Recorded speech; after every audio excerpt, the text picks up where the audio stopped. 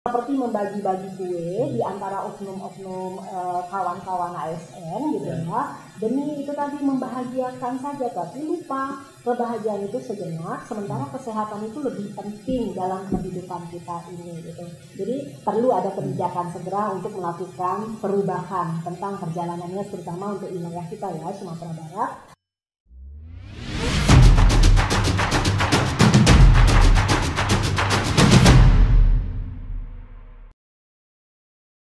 Assalamualaikum warahmatullahi wabarakatuh. Salam Antara, mendidik, mencerahkan, menginspirasi. Pada hari ini, LKBN Antara Biro Sumatera Barat mempersembahkan podcast Antara Sumber. Dan kita menghadirkan tamu yang luar biasa, narasumber yang sudah tidak asing lagi, yaitu aktivis perempuan Uni Yefri Heriani. Beliau sekarang menjabat sebagai Kepala Ombudsman Perwakilan Sumatera Barat. Nah, pada hari ini kita akan membahas soal fenomena peningkatan kasus coronavirus dikaitkan dengan maraknya perjalanan dinas di kalangan ASN. Nah, pada hari ini, Rabu 26 Agustus 2020, tercatat 87 kasus positif. Sementara sebelumnya pada Selasa 25 Agustus 2020, terdapat 78 kasus. Ini cukup mengkhawatirkan. Oleh sebab itu perlu kita ulas lebih dalam bagaimana agar fenomena ini bisa diatasi sehingga tidak terjadi lagi peningkatan kasus.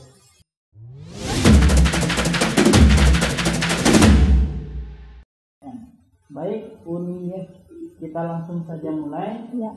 Mungkin kita paparkan dulu sedikit kira-kira ombudsman itu apa, karena mungkin ada yang belum tahu gitu. Iya ya. Sebetulnya ombudsman itu sesuai dengan Undang-Undang 37 tahun 2008 dinyatakan sebagai sebuah lembaga negara yang memiliki wewenang untuk melakukan pengawasan terhadap penyelenggara layanan publik.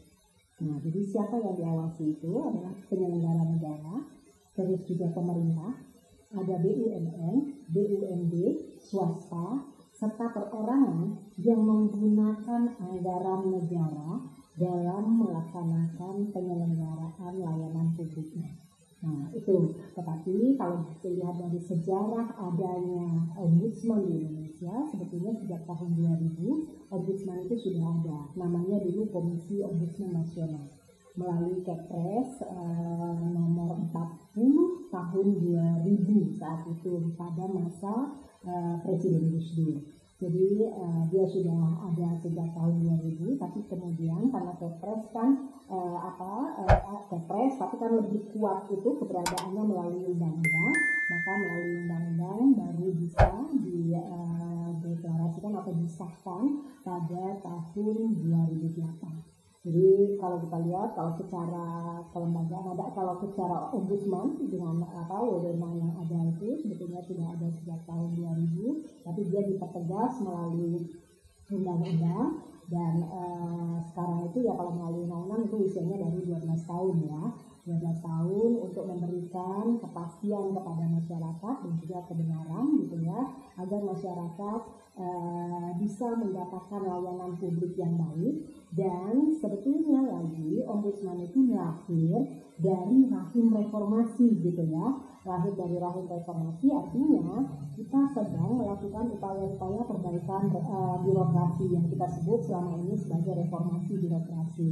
Nah, reformasi birokrasi inilah yang menjadi entry point-nya untuk kita melakukan yang namanya pengawasan. Kita mau nih ada banyak perbaikan-perbaikan yang dilakukan di dalam penyelenggaraan layanan publik agar reformasi birokrasi itu terwujud, agar tata kelola pemerintahan yang baik dan bersih itu betul-betul ada di tengah-tengah kita dan memberikan layanan kepada masyarakat. Karena kita sering mendengarkan Presiden menyatakan kita sebagai pemerintah harus memberikan layanan kepada masyarakat, bukan kita yang melayani masyarakat. Nah, memberikan layanan pada masyarakat itu menjadi bagian yang terpenting, dan jika tidak dilakukan itu, maka ombudsman akan melihat berbagai persoalan. Salah satu yang diawasi oleh ombudsman itu atau mandat ombudsman yang harus dilakukan itu adalah mengawasi tindak maladministrasi yang dilakukan oleh penyelenggara negara. Oke, berarti ini menyangkut hajat hidup dan kemaslahatan orang banyak ya. Betul, karena memang kita bicara sebetulnya tentang keadilan dan kesejahteraan. Jadi salah satu tujuan dari Ombudsman itu memberikan kepastian hukum, keadilan dan kesejahteraan. Karena kita tahu keadilan dan kesejahteraan itu adalah tujuan dari negara kita. Memang benar sekali ini urusan kemaslahatan orang banyak, mulai dia dari dalam kandungan sampai dia meninggal. Karena dia pasti akan berurusan dengan penyelenggaraan layanan publik.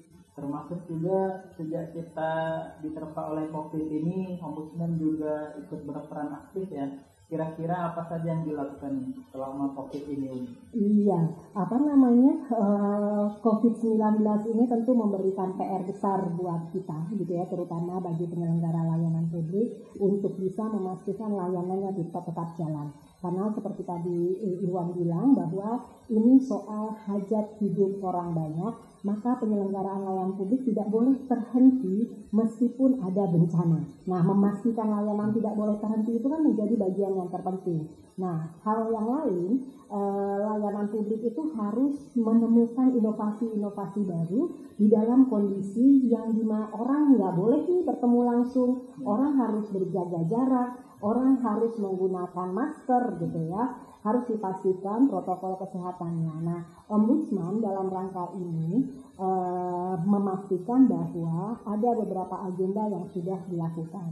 Ya. Agenda yang sudah dilakukan oleh Ombudsman itu satu, melakukan kajian terkait dengan saluran pengaduan. Karena COVID ini kan tidak hanya berdampak atau dia bukan hanya persoalan kesehatan, bukan bencana kesehatan saja. Tapi dia berdampak kepada seluruh aspek kehidupan kita sebagai warga negara atau sebagai individu sekalian gitu ya. Nah, karenanya salah satu dampak yang betul-betul menyasar kepada setiap individu adalah soal perekonomian. Makanya negara dengan kesadaran yang penuh ya atas tanggung jawab ya, kewajiban negara memberikan bantuan tunai langsung. BLT. Tetapi dalam soal BLT ini yang jadi catatan kita ketika kajian adakah pemerintah menyiapkan saluran pengaduan untuk masyarakat mengadu jika terjadi sesuatu, atau masyarakat mendapatkan informasi yang benar dan jelas tentang penyaluran BLT atau proses penyaluran BLT ini. Dan ketika kita lakukan kajian pada pertengahan April seingat kami gitu ya, belum ada pemerintah baik tingkat provinsi, kota, kabupaten yang mempunyai atau membuat saluran pengaduan itu. Maka hasil kajian kita launching, rekomendasinya adalah gubernur terutama kepala daerah memberikan peringatan kepada kepala daerah tingkat kota, kabupaten untuk segera menyiapkan saluran pengaduan itu. Dan itu disiapkan. Jadi gubernur mengeluarkan surat agar wali kota dan bupati menyiapkan saluran itu. Meskipun ada sekitar 9 kota kabupaten yang menyiapkannya, gitu ya, tapi 9 kita 10 kira-kira ya 10 dan tetapi ada banyak juga yang belum menyiapkannya. Waktu sekitar bulan Juni sekitar bulan Juni masih ada yang belum menyiapkan saluran pengaduan itu. Nah, ini kan menjadi tanggung jawab ya penyelenggara layanan publik untuk menyiapkan saluran itu sesuai dengan mandat Undang-Undang Nomor 25 Tahun 2009 terkait dengan pelayanan publik. Salah satu tanggung jawab pelayanan publik adalah menyiapkan saluran pengaduan dan menyiapkan kontak orang yang bertanggung jawab. Jadi itu yang menjadi bagian yang terpentingnya. Dan itu belum ada. Dan setelah launching beberapa hari atau 2 minggu kemudian kita melakukan kajian lagi gitu ya dengan melihat web saluran-saluran pengaduan yang digunakan secara virtual dan itu baru muncul dan kita melihat ada beberapa pasti pengaduan kepada penyelenggara layanan publik pemerintah tingkat kota, kabupaten atau provinsi. Apalagi kita tahu dalam soal BLT ada banyak sekali persoalan-persoalan yang muncul ya kan. Nah ini satu itu sudah mulai dijawab dengan menyiapkan saluran pengaduan. Tetapi Ombudsman tidak menutup setelah memberikan saran, Ombudsman tidak melakukan, karena salah satu mandat Ombudsman itu kan menerima laporan masyarakat. Jadi setelah masyarakat mengadu secara internal kepada pemerintah, maka mereka juga jika laporan mereka atau pengaduan mereka tidak ditanggapi, maka mereka bisa melapor ke Ombudsman sebagai salah satu lembaga negara yang memiliki wewenang melakukan pengawasan eksternal terhadap penyelenggaraan layanan publik. Nah, Ombudsman pun membuka saluran pengaduan sejak akhir April 2020 dan Sumatera Barat itu secara nasional. Dan di Sumatera Barat termasuk provinsi atau kantor perwakilan yang mendapatkan laporan terbanyak. Ada 152 laporan yang masuk dari Sumbar dan kita tindak lanjuti. Terkait dengan BLT ya? Terkait dengan BLT. Jadi ada 5 hal yang kita terima di dalam posko daring COVID-19 gitu ya, untuk masyarakat yang terdampak yang dilakukan oleh Ombudsman. Itu terkait dengan bantuan sosial. Yang kedua terkait dengan substansi kesehatan. Yang ketiga itu transportasi. Yang keempat keamanan. Dan yang kelima itu keuangan. Jadi ada 5 hal. Tetapi yang masuk ke kita baru 3. Jadi yang ke kita BLT paling banyak. BLT ini contohnya apa? Pertama, masyarakat tidak mendapatkan informasi terkait dengan proses. Yang kedua, namanya terdaftar tapi dia tidak dapat. Yang banyak Yang berikut itu tidak tahu kapan penyaluran. Yang terima itu orang yang mampu, padahal dia tidak mampu, tidak mendapatkan. Meski namanya sudah terdaftar. Nah, hal-hal yang kayak gitu menjadi beberapa model laporan atau laporan-laporan yang masuk ke Ombudsman saat itu gitu. Nah, pasca Juli terutama Juli kita sudah tutup posko daring itu. Tetapi setelah posko daring ditutup di Agustus ini laporan muncul lagi kondisi COVID-19 kita terutama di Sumatera Barat dan beberapa provinsi lain meningkat seperti tadi Iwan sampaikan. Sekarang hari ini kita sudah 87 dilaporkan dari labor 6 dan Baso. Terus ini menjadi soal kita. Jadi 2 hal yang dilakukan oleh Ombudsman yang cukup besar, meskipun Ombudsman secara internal juga mengeluarkan kebijakan tidak menerima, terutama untuk Sumbar. Kalau ini kan dikelola dari pusat terus dikirim yang posko daring, modelnya masuk dulu melalui Google Form ke kantor pusat, kemudian dikirimkan, kalau ke Sumatera Barat dikirimkan lah gitu. Tapi di kantor perwakilan sendiri sejak bulan Maret kita sudah punya kebijakan untuk tidak melakukan penerimaan laporan secara langsung. Jadi sejak Presiden menyatakan bahwa kita darurat COVID-19, maka kantor perwakilan sudah menutup laporan dan pertemuan-pertemuan fisik, sudah memberikan WFH kepada insan Ombudsman, apalagi setelah kita PSBB itu full WFH diberikan kepada insan Ombudsman. Nah, ini hal-hal yang dilakukan oleh Ombudsman sepanjang COVID ya, tetapi kita juga perlu tahu di sepanjang COVID itu juga terjadi satu orang penerimaan siswa baru PPDB, iya kan? Nah, Ombudsman terlibat ketat melakukan pengawasan PPDB itu dan tidak sedikit laporan yang masuk ke Ombudsman terkait PPDB gitu ya.